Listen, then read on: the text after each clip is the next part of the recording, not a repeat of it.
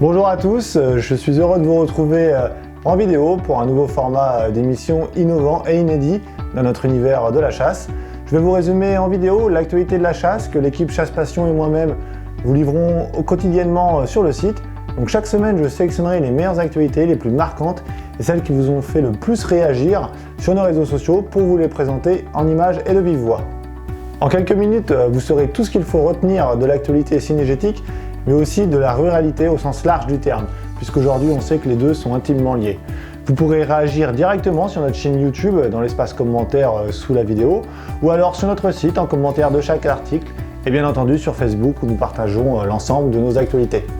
Allez, c'est parti pour la première actualité, et pensez bien à vous abonner à la chaîne YouTube et à activer la petite cloche pour recevoir les notifications pour nos prochaines vidéos. On va parler donc pour commencer de cette grève à l'OFB. Grève surprise, donc c'est une situation exceptionnelle qu'ont annoncé les agents de l'unité du permis de chasser le 1er juillet dernier. Dans un courrier adressé à l'ensemble des fédérations de chasse, ils ont annoncé qu'à partir du 5 juillet, ils ne délivreraient plus de permis de chasser ni de duplicata.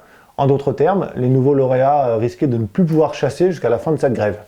Alors cette grève des agents administratifs exprime un mal au sein de l'OFB, l'Office français de la biodiversité, né il y a 2 ans, comme on sait, de la fusion entre l'AFB et l'ONCFS.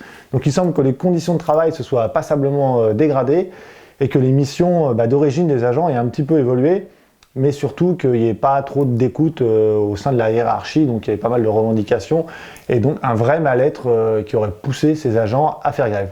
Donc quoi qu'il arrive, suite à ce courrier, heureusement, dès le lundi, donc le jour où la grève devait commencer, les agents ont renvoyé un courrier à toutes les fédérations départementales de chasse en disant que la grève était levée et qu'en gros ils avaient été écoutés par leurs supérieurs et dans tous les cas que leur mission régalienne leur importait plus que tout, donc ils reprenaient le travail comme avant. On va parler des dégradations des miradors, des antichasses et de leur impunité face à la justice. Alors vous connaissez sûrement la section anti-chasse, donc c'est une milice d'environ 150 hommes et femmes très joviale, dirigée par monsieur Alexis Barbier, que vous connaissez sans doute. Donc ils ont décidé de l'abolition de la chasse et de la destruction des biens d'autrui, ça c'est leur cheval de bataille. Alors parmi les actes de malveillance les plus répandus, il y a évidemment en tête de liste la destruction de miradors. Donc à l'aide de divers outils, aujourd'hui ces délinquants, comme ceux d'ALF d'ailleurs, Animal Libération Front, postent régulièrement des photos sur les réseaux sociaux, sur Facebook, se prenant à côté de miradors détruits et disant que ce sont des photos de circonstance. C'est pas eux qui l'ont fait, ils ont trouvé le mirador comme ça détruit. Alors ils ont été visés par une plainte récemment, ils ont dû donc se présenter devant la gendarmerie pour dégradation de biens d'autrui, sauf que malheureusement en présence de leurs avocats, ils ont expliqué qu'ils n'étaient évidemment pour rien dans cette destruction et faute de preuves, la justice n'a décidé de ne pas les poursuivre. Alors on sait que malheureusement, tous les chasseurs le disent, qu'un jour ça va tourner au drame. Le président de la Fédération nationale des chasseurs, Willy Schran, le répète aussi. Malheureusement, aujourd'hui, la justice ne condamne pas ces actes. Et on attend avec impatience que ça soit le cas et que des peines de prison fermes soient prononcées. Paprenelle, Paprenelle, viens. Paprenelle. Allez, maintenant on va parler de notre amie Brigitte Bardot.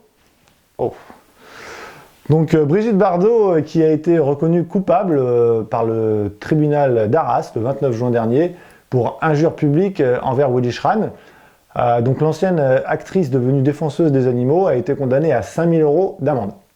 Alors le tribunal a rendu son verdict, c'est suite à l'audience du 27 mai dernier, où d'ailleurs Madame Bardot n'était pas présente, pour soi-disant raison médicale, et elle a condamné donc l'ancienne actrice et mannequin à 5 000 € d'amende pour ses propos envers le président de la FNC. On se souvient, en 2019, elle avait traité Willy Schran de prédateur au gros visage plein de suffisance, et également de salopard dans un courrier adressé en 2020 à Emmanuel Macron. Nous-mêmes, chasseurs de France, avons pris pour notre grade, puisqu'on avait été traité de tronche d'ivrogne, au passage. Alors, dans une lettre adressée au tribunal, Madame Bardot, elle a admis des propos un peu rudes, mais pour autant, elle n'a absolument pas regretté ses propos. D'ailleurs, elle persiste et signe, puisque sur Twitter, quelques jours après, elle a affirmé préférer aller en prison plutôt que donner un sou aux chasseurs. Allez, tout de suite, on enchaîne avec un fait divers. Dans le Lot, une route qui s'est effondrée, donc suite à des terriers de blaireaux. Alors c'est au nord du Lot, dans la commune de Baladou, qui est actuellement envahie par de nombreux blaireaux. Alors le problème, c'est que ces derniers creusent tellement de terriers aux abords des routes que l'une d'entre elles s'est littéralement écroulée sous le poids des véhicules. Alors c'est la route de Tourtal, une petite commune rurale reliant différents hameaux, qui a été colonisée sous la route par environ 25 blaireaux qui ont, à force de passage des véhicules, créé un trou béant de plus d'1 mètre, ce qui a obligé tout simplement les habitants de ce hameau à faire des détours et à ne plus pouvoir utiliser cette route, si bien qu'en fait de toute manière le maire a dû fermer la route en attendant de régler le problème des blaireaux et aussi de la refaire. Ce qui me permet aussi de vous dire que régulièrement il y a des consultations publiques dans tous les départements de France pour le classement ou non de certaines espèces parmi les ésodes. C'est très important, ésode, c'est l'espèce susceptible d'occasionner des dégâts, donc c'est très important que vous, chasseurs, vous participiez et que vous vous positionnez de manière à ce que toutes les espèces, renards, blaireaux, fouines, martes, etc., corneilles, restent classées ésode. Allez, tout de suite, je vous emmène à l'étranger. Alors je vous emmène pas très loin, je vous emmène en Italie, où le gouvernement, les sangliers et les animalistes ont quelques petits problèmes à s'entendre. Alors en Italie, effectivement, il y a une problématique de sangliers qui sont en surnombre sur un territoire. Donc il existe un havre de paix pour les suidés qui se reproduisent allègrement et qui prospèrent aux frais de la présidence, puisqu'ils se maintiennent en fait sur une résidence Castel Prosiano au sud de Rome. Donc c'est une résidence présidentielle qui appartient au gouvernement. Alors ces sangliers profitent de 6000 hectares que compte la propriété et ils rendent parfois visite d'ailleurs aux habitants de Rome qui est avec une trentaine de kilomètres plus haut. Alors pour lutter contre l'augmentation constante de la population de sangliers sur cette propriété, le gouvernement italien il procède chaque année à des captures puis à la vente aux enchères de ces sangliers. Alors la liste des acheteurs reste limitée aux exploitants agricoles qui possèdent une porcherie. Les sangliers ils sont ensuite menés dans un abattoir pour y intégrer la filière viande et ils sont après vendus en boucherie tout simplement. Alors selon les chiffres communiqués par le secrétaire de la présidence italienne, il faut compter environ en moyenne 110 € par sanglier et un marcassin il peut se vendre 8 €. Je le redis, ce n'est absolument pas vendu aux chasseurs, c'est vendu qu'à des personnes qui ont des agréments pour les mettre en filière de la boucherie. Alors ce qui est devenu presque une tradition est aujourd'hui dans le collimateur des animalistes italiens qui cherchent à faire cesser cette pratique. Mais alors du coup, vous allez me dire comment réduire la population de sangliers sur ces 6000 hectares. Et bien après ces joyeux défenseurs des animaux, comme en France, on les stérilise. Voilà, comme quoi finalement, il n'y a pas qu'en France qu'on a des idées à la con. Allez, à présent, on va parler de la formation obligatoire sécurité et ce qu'elle va contenir. Alors comme vous le savez, voté en 2019 lors de la réforme de la chasse, la formation sécurité décennale à la chasse vise à renforcer et à mettre à jour les connaissances des chasseurs. Donc tous les 10 ans, les chasseurs devront se former auprès de leur fédération départementale lors d'une session d'une demi-journée environ, qui pourra être physique ou dématérialisée, semble-t-il, à cause du Covid. Alors cette formation, elle ne sera pas sanctionnée par un examen, mais en revanche, elle figurera sur votre validation du permis de chasse.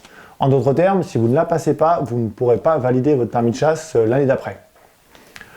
Alors en fonction du nombre de chasseurs par département, il faudra de nombreuses années avant que les fédérations puissent former l'ensemble de leurs adhérents. Donc il va falloir attendre d'être convoqué, donc vous allez recevoir par mail ou par courrier des convocations avec plusieurs dates. Il faudra choisir parmi ces dates celle qui vous convient le mieux pour aller passer la formation. Alors ces formations elles vont porter sur plusieurs points. Donc le premier, ça sera le bilan des accidents de chasse.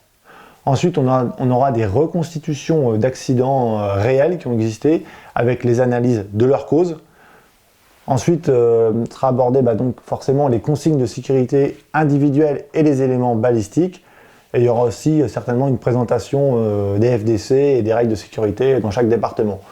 Tout en sachant que selon les besoins propres et des modes de chasse spécifiques à chaque département, ces modules pourront être complétés au besoin. Allez, maintenant on va parler de la fin de la chasse à la glu. Alors comment ne pas en parler, vous allez me dire, de cette fin définitive de la chasse à la glu en France. Alors que depuis l'année dernière, les quotas zéro fixés par Barbara Pompili, on espérait pouvoir malgré tout continuer à chasser à la glu en France en 2021. Le 28 juin dernier, pourtant, le Conseil d'État il a scellé notre sort et ce mode de chasse traditionnel est aujourd'hui définitivement interdit en France. Alors se basant sur la directive Oiseaux du 30 novembre 2009 et après consultation de la Cour de justice européenne, le Conseil d'État a décidé et a retenu le caractère non sélectif de cette chasse. Comme chacun sait, cette chasse, plus que toute autre, pourtant permet de libérer les prises. Mais à ça, le Conseil d'État rétorque que rien ne permet d'affirmer que les solvants utilisés pour décoller les oiseaux des branches ne créent pas de dommages aux oiseaux, notamment à leur plumage. Alors c'est Barbara Pompili qui est directement pointée comme responsable de la perte de la chasse à la glu par la FNC, qui estime d'ailleurs que la ministre de l'Environnement a fait part d'une incroyable célérité, je reprends les propos, à déconstruire les chasses traditionnelles. Alors la ministre aurait pu argumenter en faveur du maintien de la chasse à la glu devant le Conseil d'État, mais elle s'est bien gardée de le faire. Alors aujourd'hui, c'est pourquoi la FNC d'ailleurs vient d'annoncer qu'elle boycottait le prochain CNCFS. Donc le CNCFS, c'est le Conseil national de la chasse et de la faune sauvage. Et par solidarité, la FNSEA et l'APCA, donc l'Assemblée permanente des chambres d'agriculture, se portent solidaires et boycottent également le prochain CNCFS. Et voilà, ce premier Chasse Passion News est déjà fini. Un condensé d'actualité, comme je vous avais promis en introduction. J'espère que vous avez pris du plaisir à regarder cette vidéo, comme moi j'en ai eu à la tournée avec mes équipes sur Chasse Passion. N'hésitez pas en commentaire à nous dire ce qu'il faut améliorer, qu'est-ce qui est bien, qu'est-ce qui n'est pas bien. N'hésitez pas, je vous le redis, à vous abonner à la chaîne YouTube Chasse Passion. Et moi je vous dis à très bientôt sur Internet, sur YouTube, sur Facebook, sur Instagram et sur le site Chasse Passion. Ciao à tous.